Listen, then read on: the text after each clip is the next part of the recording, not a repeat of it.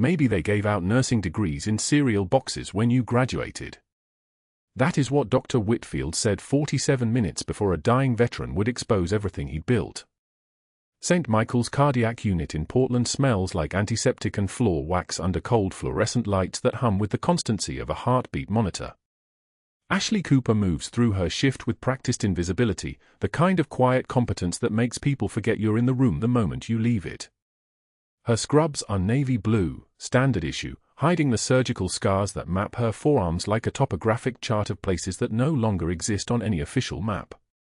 She arrived at 6 in the morning, 30 minutes before her shift started, and clocked in without speaking to anyone.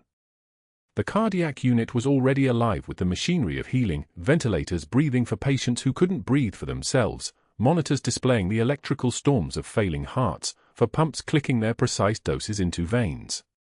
She moved to her station and began reviewing the overnight charts. Patient in bed 4, post-MI, stable but tachycardic. Patient in bed 6, congestive heart failure, diuresis ongoing. Patient in bed 9, waiting for a stress test at 1100 hours. She moved through these charts the way a soldier moves through darkness, with absolute certainty and no wasted motion. In bed 4, she noticed the dosage on a statin was incorrect, 3 times what the protocol allowed. She didn't report it. She didn't flag it for Dr. Whitfield. She simply accessed the system, made the correction, and documented it with initials and timestamp, AC 0634. The error would be erased from anyone's attention. Dr. Whitfield would never know that a nurse had caught what his residents had missed. That was how she stayed invisible. The break room was empty at 7:15. Ashley opened her locker, a narrow rectangle of metal that had held the same items since she started 6 months ago, a water bottle, an extra pair of compression socks, a small mirror, and at the very bottom, a pair of combat boots. They were worn through at the heel. The leather was cracked along the sides from repeated field stripping and reassembly procedures. The laces were still the original tan cord from issue, frayed at the ends. She touched them once, her hand lingering on the left boot where the sole had been reglued 3 times. Most soldiers kept their boots in a closet. Most soldiers went home to apartments and families and built new lives with the luxury of disclosure. Most soldiers weren't still trying to exist as ghosts in a place that had officially declared them dead. She closed the locker door and turned to leave. That's when she saw old Miguel in the hallway, pushing his cleaning cart past the break room threshold, his eyes meeting hers for just 1 second longer than a stranger's would. He nodded. She didn't nod back. Grand rounds began at 9 in the morning. Dr. Whitfield led the procession of residents and medical students through the cardiac unit like a general inspecting troops. His white coat was pressed so sharply that it could have drawn blood. His stethoscope hung around his neck at precisely the angle that would catch light and make him visible from any distance. The residents trailed behind him, notebooks open, pens poised, ready to transcribe every word that fell from his mouth as though it were scripture. Ashley stood at the medication station updating for orders for the afternoon. She didn't look up when he passed. She didn't acknowledge his presence with the performance of deference that most of the nursing staff offered, the quick nod, the respectful step back, the silent elevation of his authority through her own diminishment. She simply continued her work and let him move through the world without her attention. He hated this about her. His entire constructed reality depended on being the most important person in every room, and there was something about her refusal to acknowledge his significance that created a vacuum he couldn't tolerate. The vending machine was located in the hallway between the medication station and the main stairwell. Ashley had timed her break to avoid crowds. She inserted a $1 bill at 9:47, when most of the residents were still on rounds and Dr. Whitfield was dictating notes in his office. The machine hummed and the plastic spiral rotated and her coffee dropped into the bin with a soft thud. She was turning away when his voice cut through the corridor like a scalpel finding the right tissue plane. His voice like a tank idling in a garage, all controlled power with nowhere to go. He was walking toward her with 2 interns at his heels, his expression already arranged into the mask of benign amusement that preceded cruelty. Maybe they gave out nursing degrees in cereal boxes when you graduated. The interns laughed. The sound was sharp and immediate, and the laughter of people who needed to belong to something larger than themselves, who would laugh at anything if it meant staying close to power. Ashley retrieved her coffee from the machine. She did not react. She did not turn. She did not flush or tighten her jaw visibly or do any of the things that would have given him satisfaction. She simply held the cup and waited for him to pass, and her stillness was its own form of defiance. His eyes narrowed slightly. He was not accustomed to being ignored. Dismissal should have required action. Instead, she was simply treating him as though he did not warrant her attention, and there was something about that calculated indifference that made him need to escalate. An hour later, at the vending machine again, this time with a different cohort of interns. He didn't approach her so much as trap her near the wall, his body positioned so that she would have to move through his personal space to leave. He wondered aloud whether she'd finished her correspondence course. Whether they issued diplomas or just participation certificates. Whether St. Michael's had actually checked her credentials or just hired whoever applied. The intern smiled uncertainly. This was the performance of hierarchy. This was the theater of dominance. And Ashley stood there with her hand steady, her breathing measured, her face a mask of professional neutrality that revealed nothing. But her jaw tightened just enough to ache. That was all. Her composure remained intact even as something inside her, something forged in combat zones and desert heat and watching people die while she held them together, recognized this for what it was, the probing of a predator testing whether its prey would run. The emergency department was chaos by early afternoon. A car accident on I-405 had sent 2 trauma patients through the doors in rapid succession, and the ER was the kind of controlled frenzy that most people would have found overwhelming. Ashley had been called down to assist, her level of trauma competence recognized even if never explicitly acknowledged. A laceration on the second trauma patient, a deep cut across the anterior forearm, required suturing beyond the scope of routine wound closure. 7 layers.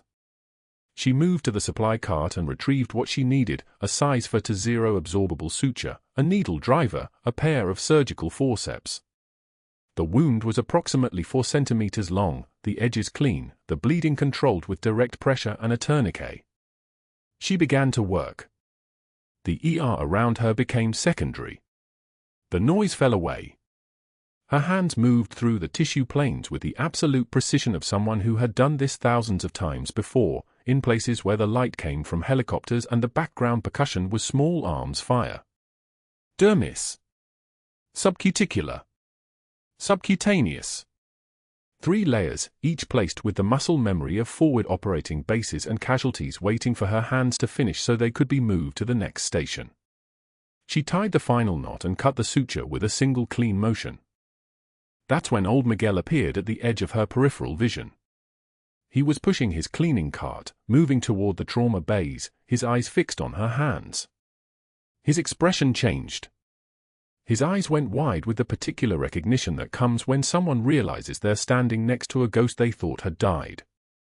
He had been a combat medic in a different unit than hers, but field medicine was a small world. The techniques were specific. The 3-layer subcuticular closure wasn't something they taught in nursing schools. It wasn't something they taught anywhere except in forward operating bases where the casualty count was too high and the evacuation times too long, and you had to know how to hold people together with your hands because there was no one else coming to help you. Miguel's eyes met hers across the ER bay. She saw the question forming in his expression. She saw him about to speak. And she shook her head once, sharply, with the kind of finality that transcends words. Not here. Not now. Not ever. His mouth closed. He nodded, understanding instantly what that gesture meant. Whatever she had been, whoever she had been, that person was supposed to stay buried. He turned his cart and continued toward the trauma bays without another glance. Ashley disposed of her gloves in the biohazard bin and washed her hands under scalding water, watching the sanitizer foam disappear down the drain. But that wasn't the worst part. The real nightmare was just beginning to take shape. Grand round started at 7 in the morning, and by 7:12, Dr. Whitfield had decided to make an example of someone. The cardiac wings conference room smelled like burnt coffee and the particular staleness that comes from sealed windows and recycled air conditioning. 12 residents stood arranged in a semicircle, clipboards held like shields, their attention fixed on the attending physicians clustered near the light box.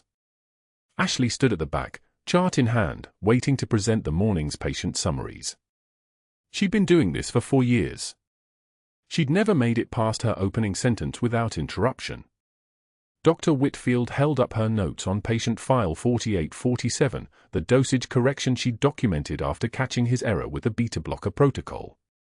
He let the papers hang in the air like evidence at a trial. "Gentlemen," he said, his voice carrying the theatrical weight of someone accustomed to an audience, "here we have Nurse Cooper, who apparently believes her 2-year associate degree qualifies her to override physician orders." He turned the chart sideways, as if the angle itself proved his point. The residents shifted their weight. 4 of them lowered their eyes. Perhaps she's unclear about the word the scope in his scope of practice. The room did that thing it did when power was being demonstrated, it went very still. The ventilator wheezed from the patient monitor in the background, steady and indifferent. Ashley's jaw tightened. Not visibly. Not in any way that would give him what he wanted, a flinch, a reddening face, evidence that he'd landed the blow. Her hands remained at her sides, perfectly steady. Her breath stayed level. Her face was a mask of professional neutrality, the kind she'd perfected over 11 months of working beneath this man's particular brand of authority. She'd learned that the best defense against public humiliation was to become so still that you almost disappeared, to offer him nothing to push against except the hard surface of indifference. Her jaw ached with the effort of it. "The chart was reviewed by Dr. Holloway," she said quietly. Her voice came out measured, almost soft. "He approved the correction. It's documented on the order sheet." "I'm sure it is," Whitfield replied, and smiled, a smile that looked like a knife showing its edge. "Thank you for that clarification. Perhaps next time you'll allow the chain of command to work before inserting yourself into clinical decisions." The residents exchanged glances. Not all of them looked comfortable. But comfort was a luxury in a hierarchy, and Whitfield had constructed his kingdom precisely because people valued safety over solidarity. Ashley nodded once, the kind of nod that said nothing, committed to nothing, and turned to walk back to the nurse's station. She could feel his eyes on her back. She kept her posture perfect. Her stride never wavered. 1 hour later, at the vending machine on the 3rd floor, she was selecting her coffee when Whitfield staged his second performance. He'd brought 3 interns with him, which meant this wasn't accidental. This was choreography. "I'm genuinely curious," he said, his voice pitched to Carrie, whether Nurse Cooper's credentials came from a correspondence course. He laughed, and the interns joined him, not genuine laughter, but the nervous echo of people who understood that laughing with authority was safer than standing silent. "You know, the kind advertised on matchbooks? Back in the 90s? Ashley inserted a dollar bill into the machine. The mechanism clicked and whirred. She didn't pause. Didn't flinch. Didn't even glance his way, didn't acknowledge that he existed in the same physical space, breathing the same air that tasted like stale vending machine plastic and his cologne, something expensive that probably cost more than her rent. The coffee dispensed into the cup with a hiss of steam.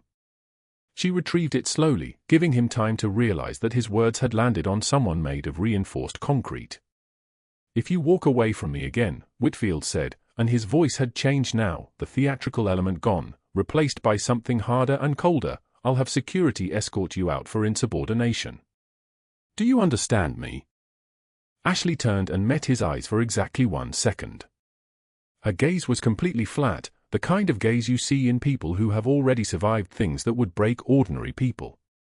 She held it long enough for him to understand that she was not afraid of him, and then she looked away with the deliberate precision of someone declining to engage with a child throwing a tantrum.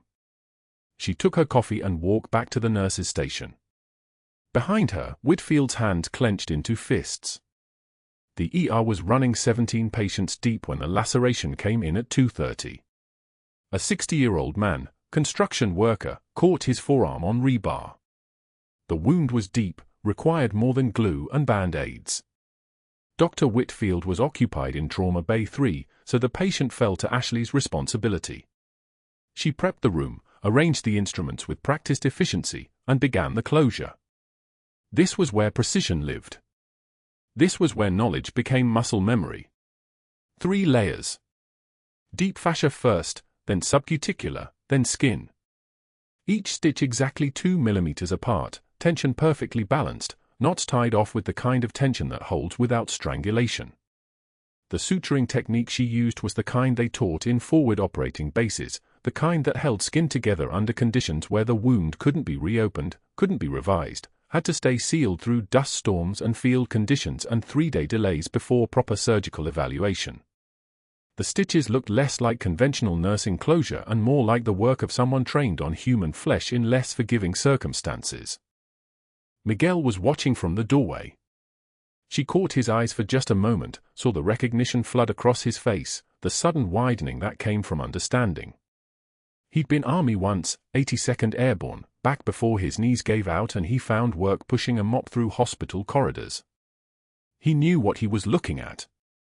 He knew what this technique meant. Ashley caught his gaze and shook her head once. Sharply. A command wrapped in a single motion. Not a request. He nodded and looked away, turning back to his mop bucket, but she'd seen the question in his eyes before he complied.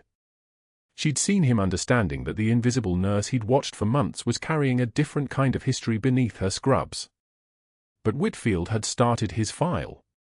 She found it on her locker later that afternoon, an official notice of performance review, dated that morning, cataloguing 3 separate deviations from established protocol from the past week. A questioning look she'd given during rounds. A suggestion she'd made to a resident about a patient's medication timing. The documentation was meticulous, each entry carefully worded, each one technically correct but stripped of context, stripped of the approval from attending physicians, reduced to the appearance of a pattern. This was the work of someone who understood that careers weren't crushed in grand theatrical moments, they were dismantled gradually, through paperwork and procedure, through the methodical accumulation of evidence that looked damning when viewed in isolation. He was building a case. Not with fury or visible rage, but with the patience of a man who had crushed careers before, who understood that institutions moved slowly but moved inexorably once the documentation was in place. He was creating a record. He was constructing a narrative. The next words out of his mouth changed everything. Robert Chen arrived at St. Michael's at 9:16 a.m. on a Tuesday, 62 years old with silver threading through his dark hair and the careful posture of a man who'd learned to move around pain. He wore a polo shirt with an Army Combat Infantryman badge embroidered on the chest, faded from 12 years of washings.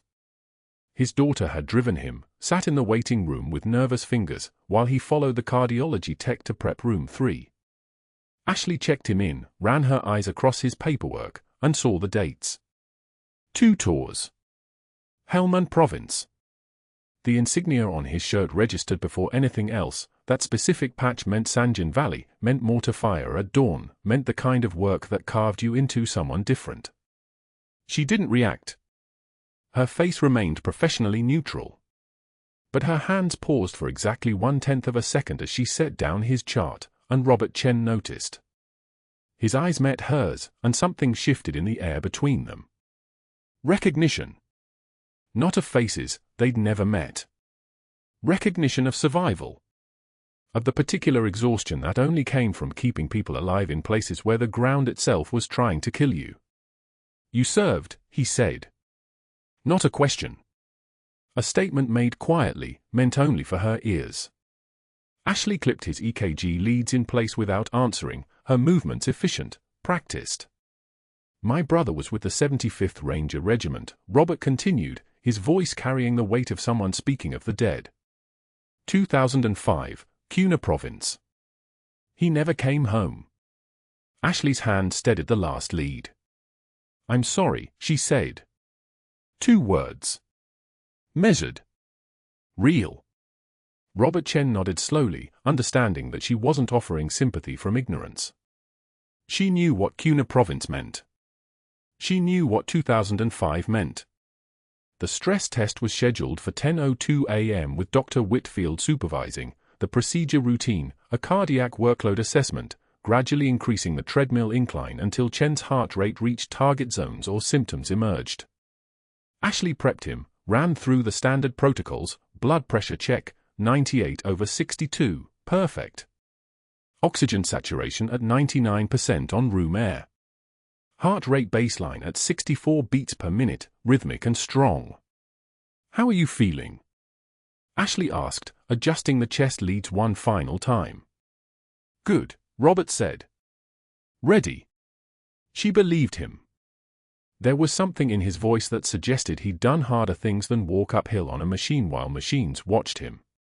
By 10:29, Dr. Whitfield swept into the room with the confidence of a man who'd never questioned his own competence. He glanced at Robert Chen like he was checking off a box on a to-do list, barely registering him as a human being requiring care. Standard protocol, he announced to no one in particular. Let's see what we're working with. The treadmill began at 1.7 miles per hour, a gentle slope. Robert walked. The monitor beeped its steady rhythm. 1 minute. 2 minutes. Everything nominal. 3 minutes and drive. Whitfield increased the speed to 2.5 miles per hour and the grade to 3%. Robert's breathing deepened but remained controlled. His heart rate climbed, 78. 86, 94. Normal response. At 4 minutes, Dr. Whitfield made a note on his tablet and didn't look at Ashley, though she was watching the monitor with the total focus of someone who'd learned that 5 seconds of inattention could mean someone died. Robert was handling it well. His rhythm remained steady. No ST segment elevation, no T-wave inversions. No signs of ischemia. At 5 minutes and 47 seconds, something changed. The rhythm flatlined for a microsecond, then returned. Ashley's hand moved to the emergency stop button reflexively. Dr. Whitfield didn't notice. At 6 minutes, Robert's heart rate spiked to 127 and his blood pressure dropped from 140/88 to 118/79 in the space of 3 heartbeats. Doctor, Ashley said. Not a question. A statement delivered in the tone of someone whose job it was to be right about dangerous things. Continue the test, Dr. Whitfield said without looking at the monitor. His voice carried the particular arrogance of a man who'd built his career on not being questioned. At 6 minutes and 23 seconds, Robert Chen's face went grey. His left hand clutched his chest. Stop, he whispered. Ashley hit the emergency stop button. The treadmill decelerated. Robert staggered. His heart rate was now 154 and climbing, his blood pressure 94/51 and falling. The monitor showed something that made Ashley's nervous system spike into overdrive, a chaotic rhythm, the heart's electrical system misfiring catastrophically. He's in VTAC, Ashley said, her voice flattening into the tone of someone reporting a fact that required action. Get him down. She moved toward Robert, but Dr. Whitfield stepped between them, suddenly animated, suddenly afraid. His competence had evaporated the moment things stopped being routine. Call a code, he said. Then, get the crash cart. Then, no, wait, he's still conscious, maybe we should. His voice climbed with each word, contradictory, panicked, the sound of a man watching his control slip away. Robert's consciousness was already fading. His eyes lost focus. His body went slack. Ashley caught him as he collapsed, her hand supporting his weight with the automatic strength of someone who'd moved broken bodies through fire and death before. The alarm system screamed to life. Code blue. Cardiac. Her hands were already on his chest, feeling for the sternum, and in that moment, the moment before anyone else arrived, before the room filled with bodies and noise, she made a decision that would define the next 12 years of her life. There was no time for permission. There was no time for hierarchy. There was only a man whose heart had stopped speaking and a nurse whose hands remembered exactly how to make it talk again. She called for a thoracic tray without looking at Dr. Whitfield. She called for 1 milligram epinephrine and a 14-gauge angiocath needle and surgical gloves, size 6.5. The ER team arrived in 12 seconds, along with the crash cart, along with the electricity and noise of controlled chaos. Ashley's voice cut through it like a blade. Left anterolateral thoracotomy. Now. It wasn't a request. It was a command delivered in the voice of someone who'd done this before, someone who'd learned surgical procedure not from textbooks but from a forward operating base in Marja where the mortality rate of untreated cardiac tamponade was 100% and waiting for permission meant watching people die. Someone found a sterile field. Someone opened the tray. Dr. Whitfield was shouting orders that contradicted her every movement. Stop. That's not standard protocol. Get him on the monitor. Somebody call cardiothoracic. We need a real surgeon. Ashley's hands moved on their own, muscle memory taking over. The scalpel felt like an extension of her forearm. The incision cut between the 5th and 6th ribs, clean and deliberate, the kind of precision that came only from having done it under fire, in darkness, while mortar rounds impacted the building around you.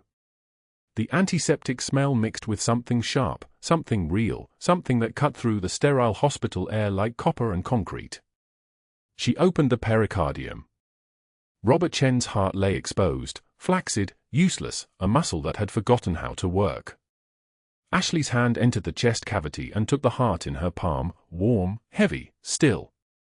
And then she began the direct cardiac massage, compression by compression, 5 beats per second, her hand squeezing the organ back to life like she was trying to wake someone from the deepest sleep. The room went dead silent. Not because anyone understood what was happening, but because no one knew how to interrupt what they were watching. 15 seconds. The heart remained still under her palm. 30 seconds. Dr. Whitfield's voice had stopped. 45 seconds. And then, a flutter. A single electrical impulse. The heart seized once in Ashley's hand. 60 seconds. The flutter became rhythm. The rhythm became beating. Robert Chen's heart began pumping again. Blood flowing, the organ remembering its purpose under the direct pressure of a woman's hands that had held together field hospitals and kept bleeding soldiers alive by will and skill and the kind of certainty that only came from knowing the alternative was death. 84 seconds from collapse to sinus rhythm. The monitor beeped. Beeped again. Established a pattern. Robert's blood pressure climbed. 68/40. 72/44. 86/52. Rising. The color was already returning to his face. Oxygen saturation climbed. 78%. 84%. 91%. Climbing toward normal. And then came the complication no one expected except Ashley, the one that taught her that saving a life in a hospital was exponentially more dangerous than saving it in a war. Within 1 hour of Robert Chen's heart restarting, of his stabilization in the ICU, of his daughter returning to find him conscious and asking for water, Dr. Whitfield made his first call. Ashley was in the break room, her hands finally steady enough to hold coffee, when the overhead page summoned her to Administrator Patricia Loomis's office. She didn't go to her locker first. She didn't call anyone. She simply set down the mug and walked toward the administrative wing, and somewhere in the back of her mind, the part of her that had survived 12 years of invisibility already knew what was coming. But that wasn't the worst part. The worst part was that she was right. Dr. Whitfield sat in his office with a phone pressed to his ear, his voice smooth as oil through a syringe. Dr. Patterson, I need to document a serious concern about one of our nursing staff. This morning I witnessed what can only be described as dangerous cowboy medicine. The pause on the other end was exactly what he wanted. He continued, his tone the color of concern. An unauthorized thoracotomy performed without physician oversight. I've already contacted the state nursing board. This goes beyond scope of practice violations. He let that hang, let the weight of regulatory bodies settle into Patterson's mind. I'm going to need this documented in her personnel file. For everyone's protection, you understand. He hung up before Patterson could ask questions that might require honest answers. The second call came 20 minutes later. He dialed Administrator Loomis directly. Margaret, we have a credential problem. I've been trying to verify her previous employment history, St. Francis Medical in Tacoma, Naval Medical San Diego, and there's nothing. No records. HR department with no trace of her ever working there. His voice carried the weight of institutional concern, the burden of a man forced to protect his hospital from liability. I'm not saying she falsified her credentials outright, but the absence of verifiable history is troubling. Combined with today's unauthorized procedure, I think we need to be cautious here. He paused, letting silence do the work. I'm documenting everything. For the record. By 3 o'clock, he was making his third call, this time to the personnel office directly. He asked them to contact the references Ashley had listed on her original application. The nurse answered after he offered to wait while they tried the numbers, all of them disconnected. No forwarding numbers. HR departments that had no record of the names he provided. It's as if she doesn't exist, he said to the supervisor, watching her expression shift through confusion into concern into something darker.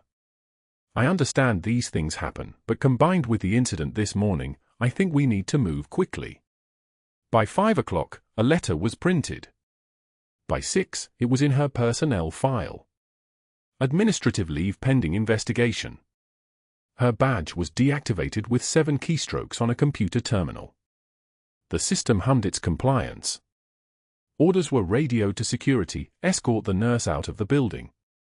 Don't make a scene, but make it visible.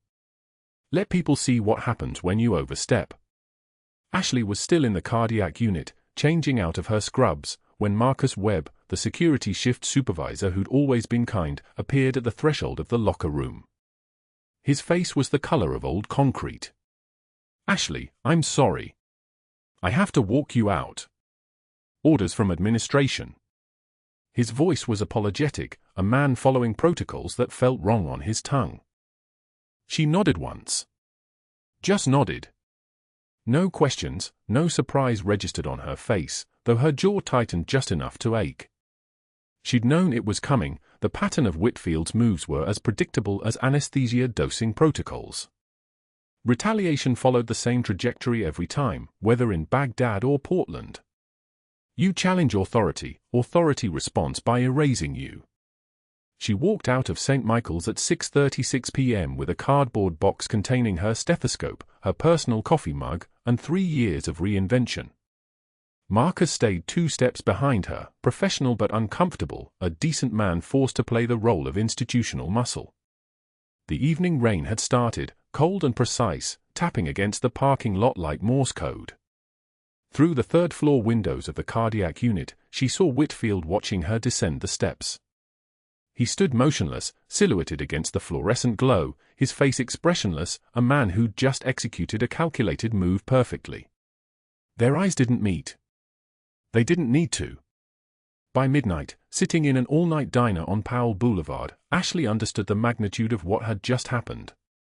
Not to her, she'd survived worse than losing a job, but to the new identity she'd built from nothing. 3 years of showing up early, staying late, asking permission before offering opinions, keeping her head down and her hands steady. 3 years of being nobody. And in 84 seconds of saving Robert Chen's life, she destroyed it all. The diner was half empty, fluorescent lights casting everything in the color of old bone. The coffee in her cup had gone cold an hour ago, its surface developing that film of separation that meant it had been sitting too long to be salvageable. The napkin dispenser on the table was sticky. She stared at her reflection in the dark window beyond, her face ghost pale against the Portland night, and for the first time in 12 years, Ashley Cooper wasn't sure who she was anymore. Master Chief Petty Officer. That identity had been buried in 2012 when the operation went sideways in Marja, when everything classified and everything everyone was going to deny ever happened got burned away in the official capacity of classified. They told her then, disappear. Don't surface. Never speak about what you did, who you were, the 72 hours you held a field hospital together with sutures and morphine and prayers to a God you weren't sure was listening while mortars fell outside and 3/4 of your command didn't make it back through the doors. So she disappeared. She'd become Ashley, just Ashley, with a nursing degree and 3 references that didn't exist and a life that would never lead anywhere because leading somewhere meant being seen. And then Robert Chen's heart had stopped, and muscle memory had been faster than caution, and those hands that were supposed to stay folded had opened a chest cavity and saved a life and ended her world. She wrapped both hands around the coffee cup without lifting it, letting its cold ceramic center herself. Outside, rain hammered the Powell Boulevard strip like applause that nobody had asked for. Somewhere in this city, Dr. Whitfield was probably still in his office, or maybe home now, satisfied with the day's work. The nurse who'd corrected him during grand rounds was gone. The threat to his hierarchical order had been neutralized. He wouldn't sleep worse for it. Men like that didn't. Ashley sat alone and wondered if saving Robert Chen's life had been the last good thing she'd ever done, or the last thing she'd done before losing everything that made the rest possible. The box beside her held a stethoscope that no hospital would let her use. Her phone had stopped ringing 8 hours ago. Her son was probably home right now, and she couldn't call him because what would she say? That she'd finally put him in danger by existing? That invisibility had been the only version of motherhood that kept him safe?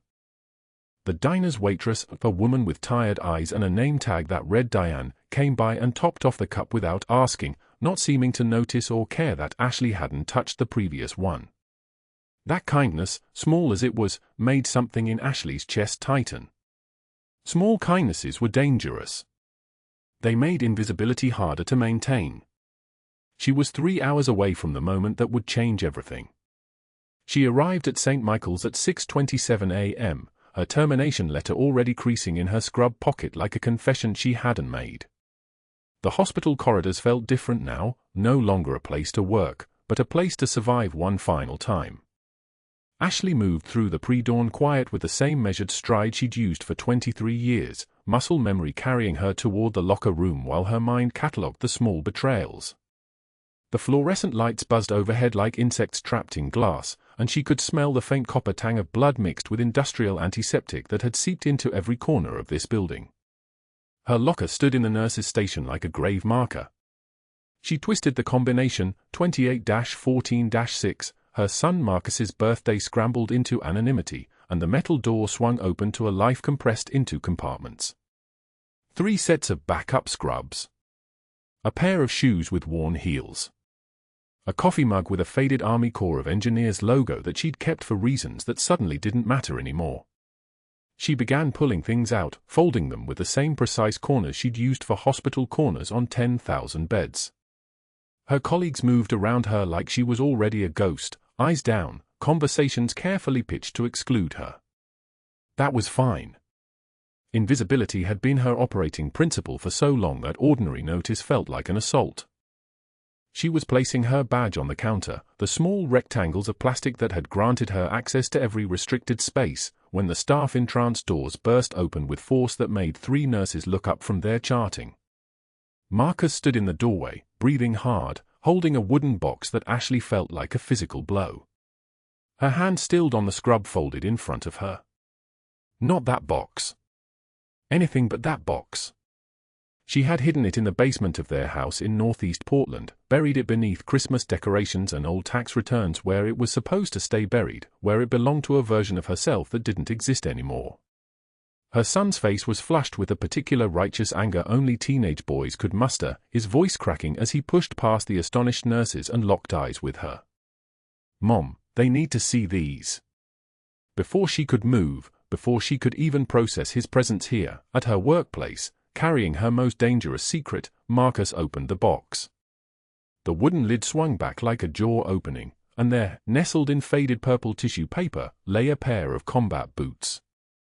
They were weathered to the color of ash, the leather creased and mold to the shape of feet that had walked through terrain most people would never see. The laces were gone. The soles were worn through in specific places that spoke of kneeling in dirt, of crouching in doorways, of standing motionless for hours on scorching sand. Mud from a dozen operations had oxidized into the creases. These were not museum pieces. These were the boots of someone who had actually worn them, boots that had seen the worst that human beings could do to one another. The silence that followed was the kind that only happens when the entire landscape of a moment shifts beneath everyone's feet simultaneously. Robert Chen had been wheeled down from cardiac rehab when the commotion started. He was still recovering, still weak from the open-chest surgery that Ashley's hands had performed 72 hours earlier, his heart still learning to beat steadily under its new scar. He sat at the edge of the gathered crowd in a wheelchair, and when his eyes fell on those boots, his entire body went rigid. Not in shock. In recognition. His hands, thin from hospitalization, began to tremble, and he leaned forward as if the distance between himself and those boots was an ocean he needed to cross. His voice, when it came, was barely a whisper, the kind of sound a person makes when speaking to something sacred. Reaper 6. That was all he said. Just those 2 words. But they landed in the room like a detonation. The hospital security guard, Davis, was standing near the medication dispensary when he heard it. Davis was a former Navy man, had spent 8 years as a bosun's mate, had enough sea time logged to know the sound of a name being spoken like a prayer. He turned and moved toward the gathering with the slow precision of someone who had just understood something fundamental about the world. He looked at the boots. Really looked at them. Then he looked at Ashley, actually looked at her, not the nurse he'd escorted out the night before, but really saw her for the first time, and his face went pale as reconnaissance. He raised his voice, and it carried the formal weight of military bearing. That's Master Chief Petty Officer insignia. She's a goddamn MCPO. The words hung in the air like a shape that people were only now learning how to see. Master Chief Petty Officer. The second highest enlisted rank in the Navy. The kind of rank that doesn't come from paperwork or testing. That comes from survival. That comes from doing things that don't get written down. Administrator Loomis was standing at the edge of the crowd, his mouth slightly open, when his phone buzzed. He glanced at the caller ID and went very still. A 3-star general's office. He excused himself and stepped into his office 15 feet away, but everyone could hear his side of the conversation through the open door. His voice had shifted from administrative authority to something much smaller. Yes, sir. I understand, sir. No, sir, I wasn't aware. Of course, sir. I apologize, sir. Yes, sir, I will have those documents ready. When he hung up, his hands were shaking. Robert Chen was trying to stand from the wheelchair now, his weak legs nearly giving beneath him before Davis caught him. Chen was crying, actually crying, the kind of tears that come from 12 years of gratitude finally meeting the object of its devotion. His voice came out broken, fractured by emotion and medication and the weight of something he'd been carrying since the moment he woke up in a field hospital in Helmand Province with shrapnel in his legs and a woman's hands keeping him alive. Your unit extracted my team from Marja. November 2011. We were pinned down, and your medic came in through the south approach with 2 other operators. You carried me out. You were taking fire the whole way, and you didn't stop moving. I spent 12 years trying to find you. Every veterans network. Every hospital. Every state. I needed to say thank you. I needed you to know that you saved my life, and I never got to say it. The room had gone so quiet that you could hear the ventilator in the corner room through the open door, that mechanical wheeze of air being forced in and out of human lungs. 10 seconds. That was the length of the silence. 10 seconds of people beginning to understand that they were standing in the presence of something they had fundamentally misunderstood. Dr. Whitfield had been watching from the hallway, his white coat still impeccably pressed, his authority still intact. Or so he'd believed. But even as Chen spoke, before the general's office had even finished calling the board, something else was happening in the administrative corridors. The outside auditors that Dr. Whitfield had demanded, that he'd weaponized against Ashley to prove her credentials were falsified, had been working for 72 hours straight through hospital billing records. They'd found Ashley's credentials, which were entirely legitimate, buried in a federal record system that required a Pentagon-level security clearance to access. But in searching for her, they had found something else.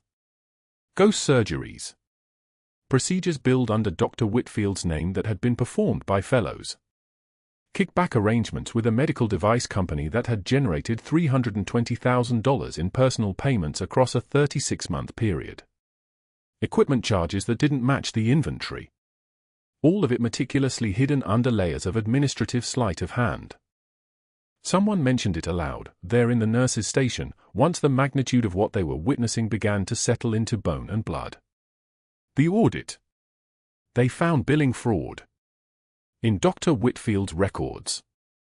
Within hours, Dr. Whitfield would be called into an office and told he was terminated effective immediately, that the state medical board would be contacted, that law enforcement might be contacted, that he was no longer permitted on hospital grounds. The same security guard who had walked Ashley out the night before would walk him out that afternoon, and there would be something like satisfaction in Davis's expression as he did it. Dr. Whitfield would sit in his car in the parking lot for 43 minutes, staring at the hospital entrance, watching the career that he'd spent 42 years constructing disintegrate like a sand castle before an incoming tide. But in this moment, in the nurses' station with the morning light beginning to penetrate the windows, that reckoning was still hours away. In this moment, all that existed was the weight of masks being torn away simultaneously, the doctor's mask and the nurse's mask coming off at the same time, revealing truths that should never have been hidden. Ashley stood absolutely still, her hands at her sides, her face a perfect study in controlled stillness. She did not move toward the boots. She did not acknowledge the recognition in Robert Chen's eyes, or the understanding that had flooded into Davis's expression, or the sound of Administrator Loomis's voice shaking on the phone to a 3-star general. She simply stood there, her composure so absolute, so complete, that it somehow became more powerful than any confession could have been. Her jacket was still hanging from her arm. Her termination letter was still in her pocket. In the space of 90 seconds, every institution that had tried to erase her, bury her, silence her had just had that silencing violently reversed. She finally spoke, her voice lower than it had been yesterday, lower than it had been for 23 years. When she spoke like a person who no longer needed permission to exist. "I'm going on break." She set her jacket down on the counter and walked toward the break room, leaving the boots behind her, leaving the wooden box, leaving the astonished faces of 47 people who were only now beginning to understand who had been standing invisibly among them all along. Behind her, Robert Chen wept in his wheelchair. Davis stood with his hand over his heart.